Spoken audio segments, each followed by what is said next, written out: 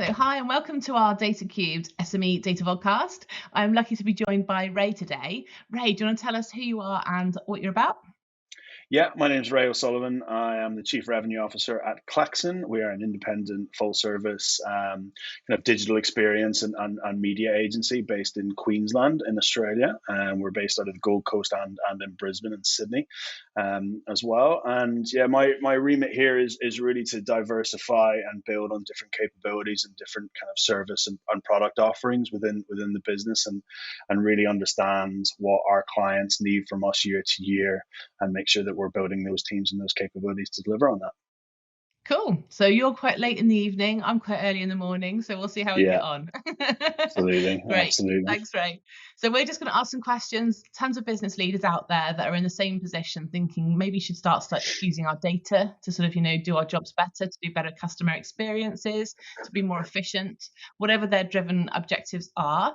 But that kind of data is the core of it. So I just kind of want to start with a question that what would be your biggest challenges around data that you've identified? Yeah, I think for us, working with our clients, really whether large or small, connecting different strategies and teams and getting access to different teams within organizations is generally the trickiest part of Hmm. what we do when it comes to data. We design and build different digital products or experiences, so we'd often own the APIs, we'd own the database layer, the customer layer.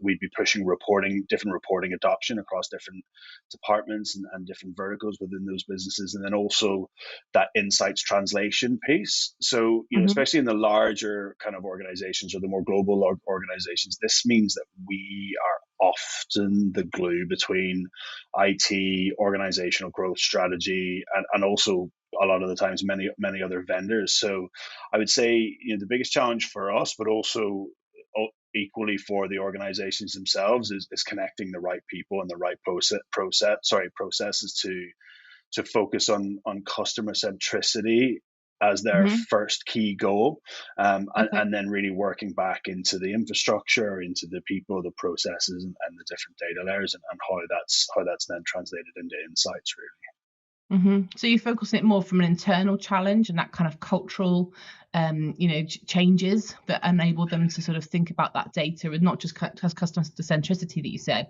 but the data that supports that as well. Yeah, like often when we come into a business generally we're at the table to introduce customer centricity. So whether that is a strategy or an experience or Mm. a different brand approach or launching a different product or proposition into market, we tend to be focused on the customer and we work back from there. Now, whether it's a startup or an SME or a large global organization, there is generally a level of data capability that already exists or a very nascent level of data capability that we can introduce. And really from there, it is about aligning stakeholders and aligning people and processes to make good use of that. There is, of course, the different technologies and the presentation of that data and the understanding and analysis and synthesization of that data into different insights to drive different strategies. But that's very short lived. It would mean that we would have to always be there, and our ultimate goal is to go in and set up those capabilities, deliver that education on how we can better use data for business strategy, for business growth, and really then for us to focus on the customer and allow the organization to make best use of that capability from a data perspective. So yeah, I think connecting different departments and different teams and allowing them to communicate correctly is really the first goal once the data Mhm. capability is there. Okay, so that's an interesting and challenging space. So how do you kind of like work to kind of overcome that? Because you're up against, the way that things have always been done. You're up against people's personal ideologies, different personalities, and obviously the end goal. So how do you kind of overcome that? Well, we focus on what we can control first and foremost. I think being a really open and transparent consultant is super key. And then really for us, it's making sure that our own team, and where possible, our clients' teams, but really focusing on ourselves first and making sure that our team are really fluent across several disciplines. is really key to the work. So our strategists, our UX people, our designers, and our product people, our developers, our testers, our data scientists, Mhm. they need to have an interest in the role that data plays and really be willing to and able to collaborate on that. Yeah. That allows us to probably build more confidence within the client teams as well. They'll have more people to lean on. They'll have more people to speak to that are probably a little bit deeper and wider with their knowledge outside of their own different remits. Mhm. And also it allows us to kind of connect and collaborate with their different vendors and their different suppliers from an infrastructure point of view or a strategy point of view. So whether that's a big consultancy or a kind of a tech or infrastructure provider, Mhm. we could, different people within our team can sit in the middle and have a wider conversation than just a singular one. At Mhm. the end of the day, I think our requirements of data are always generally customer centric. So it's not hard for us to argue the benefits of getting hold of that data and molding that data.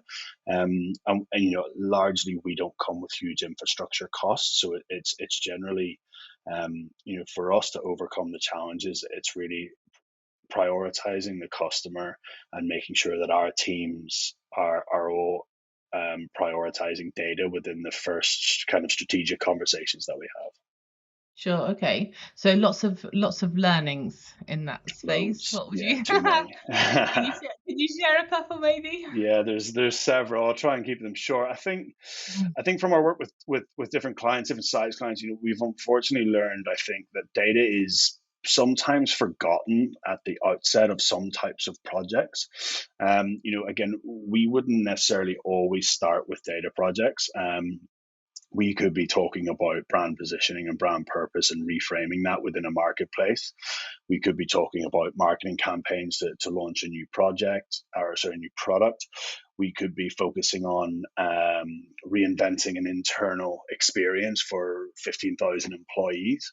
And so where we come to the conversation is generally experience and user experience first, and then the message, and the detail layered on top of that from a communication perspective, or a business growth strategy perspective. And sometimes there's lots of layers to that, and there's lots of angles on that, and there's a lot of things to get through. And unfortunately, we would find that at the beginning of an experience design project, let alone brand and creative briefs, you know data is largely forgotten. So it's on us Mm. to really make sure that data insight and that data audit, and the kind of the discovery of the capability is done at the very, very outside. And it drives us nuts because the opportunities to kind of disrupt and innovate are far more accessible than organizations, I think, allow themselves to believe.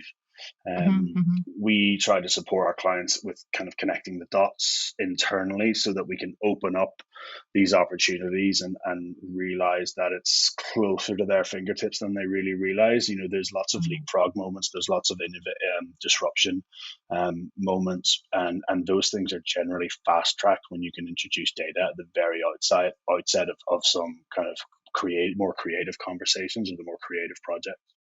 Sure. So then can you give us an example maybe of sort of like a practical example of where data has been kind of like you said about data can sometimes be forgotten about or cannot be sort of at the front of mind. So can you sort of give an example where that has really kind of come through and delivered value for a project? I think Twitter have recently done it with previous tweets that they've Oh shown. yeah. Yeah, Yeah. recently it's kind of doing the rounds on LinkedIn, and I know Mhm. Spotify will always lead with music that is in their playlist as their advertising, and so we would look to do that recently with one of our clients where we actually use the data and insights that they've got as their marketing hook. And that then allows them to really start to kind of build their brand narrative and really showcase their true value in meeting needs and behaviors and motivations of their customers. Yeah. So would you say it's more about kind of that getting data in from a part as part of a campaign and launch to then do something clever with that to then capture those customers and hook them and then drive growth from that point? Or is it about making use of data that you already have to inform that? I think all of the above. You have to take a zoomed out view of it. Um, Mhm. some businesses will, data will be a revenue stream for a lot of businesses, Hmm. or data will simply act as a marketing metric and a KPI. And I Yeah. think zooming out and really understanding the different data points within a business, and understanding how they converge and how they overlap and how they connect with each other, um, takes time, and it takes a subtle, a kind of, I suppose, an ecosystem view where you really do need to zoom out and understand, okay, well, if the challenge is this or the product is this, what sits around it and what fits around it, and what capability do they have, and generally it always tracks back to different data points and different data capabilities and different insights that you can glean from it. So whether it's a organization that we're trying to grow through different marketing strategies, or designing different experiences for different customer sets, understanding what data they have that informs what we do to make it better and smarter as an insights piece is Hmm. one piece of the puzzle. Understanding what data they need, to make sure that it is a success and it meets their KPIs and metrics that they expect from a business, and the reporting and analysis that off the back of that is really important. But also Hmm. understanding what data that they already have, and what insights or what ideas, what trends, what themes, what expertise can be gleaned from that to use as a USP, or to use as a catalyst for innovation or disruption within the Hmm. marketplace. I think is so, you're looking at data from different angles with different lenses, Yeah. and then eventually you stitch them together. Yeah. So lots of opportunity. What are the Yeah. biggest ones for you? Oh God. I think for me, outside of, so we've moved kind of from big data, right? So big data became, I think, as a strategy, big data became more accessible to a lot Hmm. more organizations, and a lot more leaders within those organizations, and whether it's startup or SME, or large global corporates. The concept of big data is now really is far more understood. So now we're moving on to, data as a strategy, and a more mature version of that. So, we'll see about, artificial intelligence and machine learning being used. We're looking at IoT.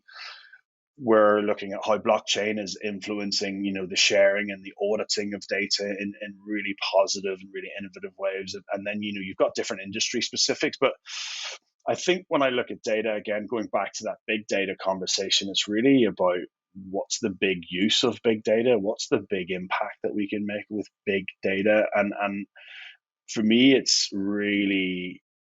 data for good. It's data for Yeah. social good. It's capitalizing on data for medicine, and capitalizing on the data opportunity around sustainability and climate change, and what social good can be done with smart use and collaborative use and creative use of data. And we know that brand purpose and social purpose and ESG is now in the boardroom, and it's Mm. absolutely fantastic. And I think now, if we can layer in data experts within that boardroom conversation, and understanding, okay, well, if our organization's purpose is shifting from simply profit for shareholders into something more important and something more impactful, I think Yeah. it would be a lost opportunity not to include data as a priority in that conversation, because I think the open use and the open sharing and the open collaboration of data can have some real big impacts on our world. Hmm. We look at Zuckerberg, and he's trying to, he's moving Facebook into a metaverse company, and where you live and play and communicate and exist in a digital sphere. But for what purpose? Just more Yeah. advertising dollars. What's the point? So I think, Hmm. if we can imagine what good we can do with global, um, data strategy, um, I think, and starting now, I think that's where, for me, the only opportunity is to start making some good decisions using data. Really. Sure. Yeah. And do you think that kind of businesses get that data is a strategic asset, or do you think that there's kind of still a bit of a lag around that thinking? I think they do. I think they need to. Again, it goes back to what I was saying earlier about where does the data conversation crop up within different Mm. conversations within organizations. You know, I think when organizations and businesses are looking at data, they're looking at insights and learnings and different capabilities and efficiencies and automation. They're looking at Hmm. how data can help them better target and better streamline, how they can automate different processes and cut wastage, and that's fantastic. And obviously data very naturally um, comes up in the very outset of those conversations because it is an absolutely imperative component part to those Hmm. strategies. Where I would love to see the world of business and industry is move to is starting to try and force the data conversation into places that it maybe hasn't existed before. Mm. And again, whether that's a brand conversation or a creative conversation, whether that's a purposeful conversation, whether it's government. I don't think governments, globally have tapped into the data for good No. opportunity anywhere near as much as they could do, and most likely they don't have as the right talent that potentially the private sector does. Um, and again, the consultancies and the big players in the world have a real responsibility to do that. So really introducing data into conversations that it doesn't naturally fit, I think is where we need to start moving to, and just really widening the remit of data for good, really. Yeah, it's interesting because we kind of like often start in that place where you're thinking about, okay, how can we demonstrate commercial value to get that buy-in around kind of, let's make it work for the business. But that's a really exciting future, thinking about using it for good, for sure, as well, for the broader good, not just for the good of that business. Yeah, I So think, we talk about, sorry, carry on. no, you go for it. You go for it. Well, I think we talk about metaverse, we talk about decentralization, we talk about blockchain, we talk about,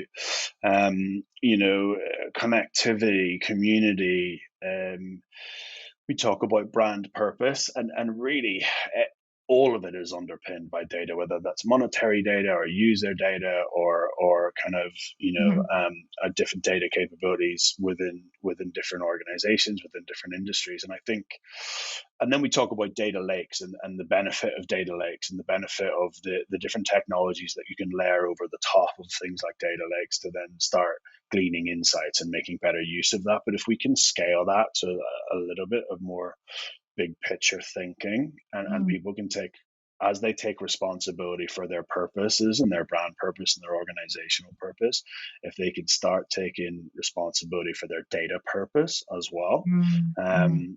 and understand where they can share and where they can collaborate within industry and outside of industry for good, I think we could see some really incredible innovations come on over the next kind of decade. Yeah, for sure. So starting with that, thinking about the sort of the projects side of things, what kind of Mm. makes up a successful project for you? What's the criteria? I think open and proactive stakeholders. Expertise in the boardroom, as we've just talked about. Organizations that have the right people engaged. They've got experts like Data Cubed, and I think having the tech infrastructure and then data experts like Data Cubed. They have got customer and kind of idea experts like Klaxon, and Hmm. bringing those different stakeholders together with a kind of a customer focused energy, is I suppose the ingredients that for me will ultimately succeed for organizations. Sure. And do you see that, does that work in practice? Yeah, I think it does. No, I do think it does. I think everyone's in a rush, Mm. it's everyone's juggling and everyone's running very fast in terms of whether it's projects or goals or strategies and budgets and timelines and deadlines, and I think too often do people step out of that kind of fast lane, and take a step back and think about, wait, how can we do this slightly differently, or how Hmm. can we do this slightly braver as well? How can we be braver with our use of data? How can we expect more than what we've expected for the last 5 years. You tend to see the trends that, something new comes along, or a new way of using data or technology, and then it's adopted, and then for 5 years it happens, and then now and again, then people will stand outside of that and go, okay, we need to change it. And I think a little bit more flexibility and a little bit more freedom alongside some of these initiatives to really Hmm. critique the standard of it and the impact of it, I think would really benefit organizations. But overarchingly, I see most mature organizations understanding that they need to bring together technology providers, data experts, Hmm. customer experts, and brand experts. Hmm. Okay. And how do you think that translates from bigger companies to smaller companies? Because obviously, a lot of smaller companies feel they haven't got access to this. Not everyone has a data scientist on hand. Yeah, Obviously, yeah. outsourcing is part of that. But kind of, hmm what are your thoughts on how it sort of translates? And do you think is it accessible enough to SMEs? Obviously, Data yeah, Cube we're sort of pushing that ahead, but there's yeah. a bigger world. I think it's accessible. I think there's two versions of accessible. One is kind of do it yourself, DIY accessible. And I think there is a lot of capability and a lot of technology and a lot of softwares out there. And there's also a lot of resources around education out there, but there doesn't seem to be enough resource around guidance and direction Hmm. for the SME market.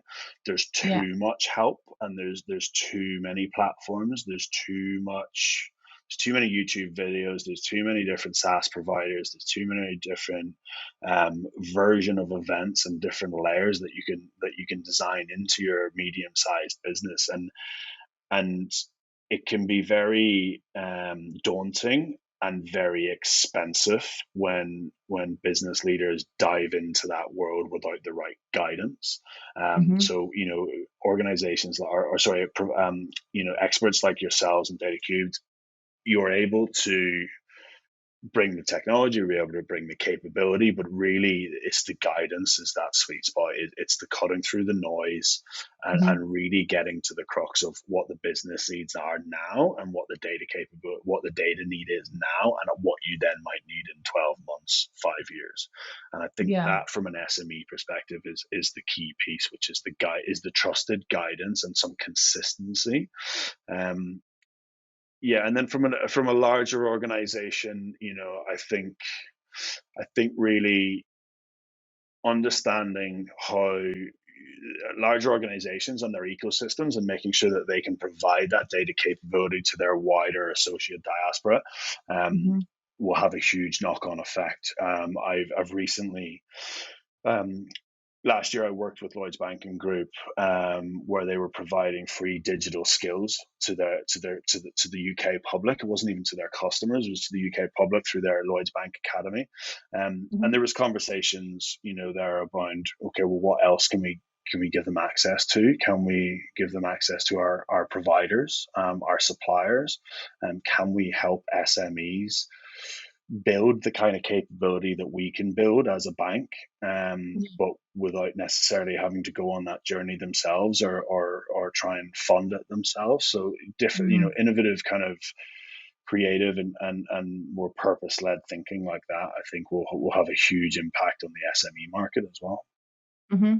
And what sort of tools do you see? What are popular tools out there that you're hearing about, businesses using? Oh God, there's too many to mention. I think for Hmm. us, our best resources are our people, always. But I think really smart people who are happy and motivated and working with ambitious brands, um, I think are the best tools. But I'll try and not avoid the question. I think the more accessible API technology providers there are, the better. And again, it has to come with that guidance. We've heard of MuleSoft, and we know lots of different kind of software providers like that. But again, looking at the SME market, they need the guidance, not just the tools, and Hmm. they need accessible, intuitive low cost access to different tools and technologies.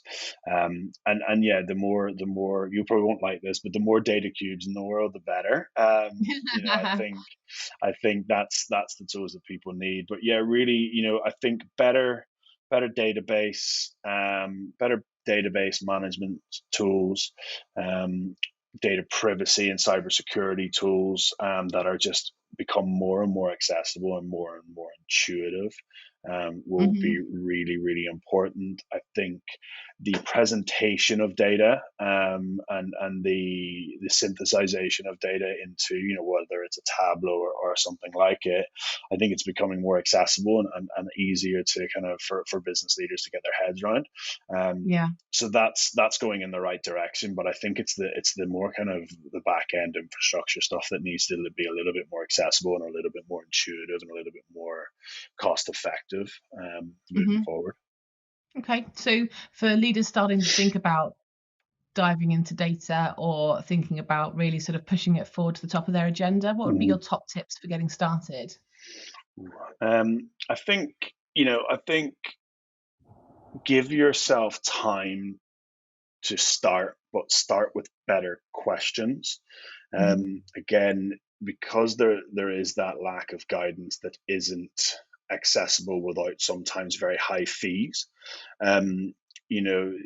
It's important it doesn't mean you have to start slow, but you can start small and build up. And that's the strategy piece always needs to kind of start at the top and work down, but the implementation piece always should start at the bottom and work up. And I think just that simple education and some of the simple guidance around how to navigate that is really, really important. But really, business leaders and CIOs or even in the smaller businesses of 20 to 50 to 100 people, I think it's really important that you start with asking wider, more detailed questions up front and giving yourself the time to seek guidance on those questions and getting those answers.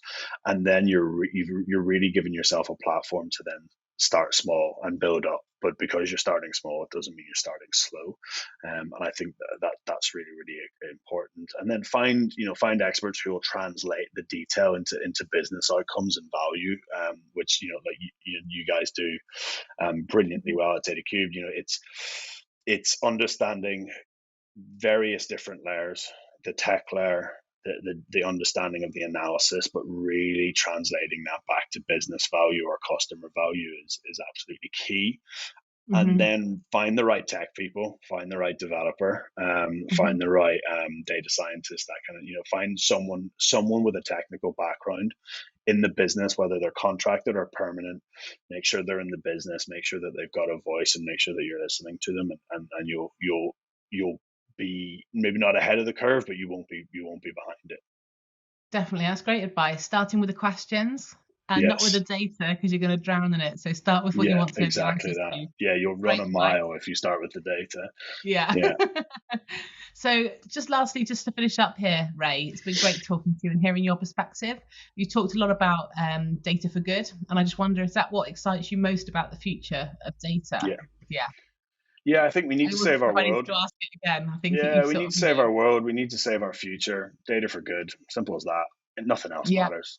It really doesn't. And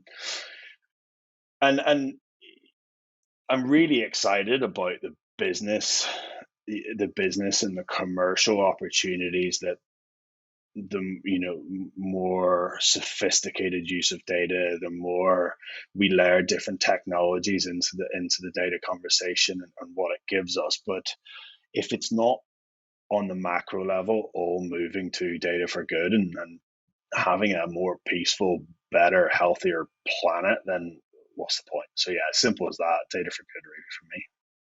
Good point to finish on. Thanks again for your time, Ray. Have a great pleasure. Thank you so much. See you later. Thank you. Thank you. Bye.